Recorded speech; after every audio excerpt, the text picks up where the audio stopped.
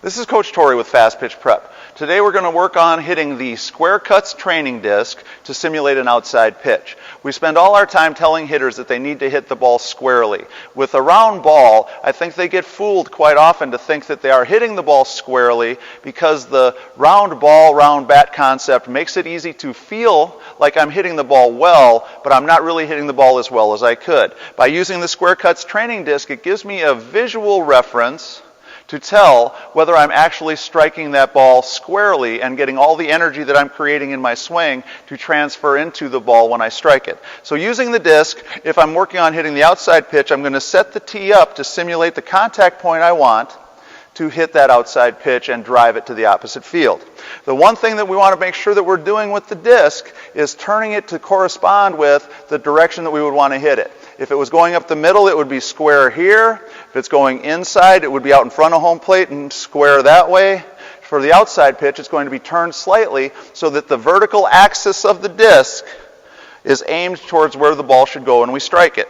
We're going to set ourselves up to take our swing, our hitters to take their swing, and what we want them to then be able to do is see when they hit that outside pitch, is the barrel of the bat really square at contact. If it's not, they can make the small adjustments that they need to so that they start to see what it should look like to be square at contact, which means the barrel of the bat is perpendicular to the disc, which would then relate to real hitting, that it would mean that the barrel of the bat is square to the face of the softball.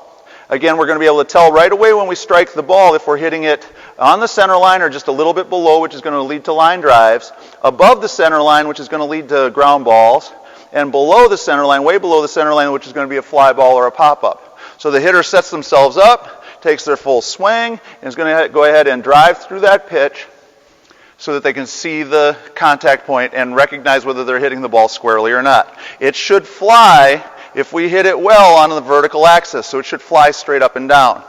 Perfect world will have just a little backspin because we hit it just below the center line, but we're still hitting a line drive.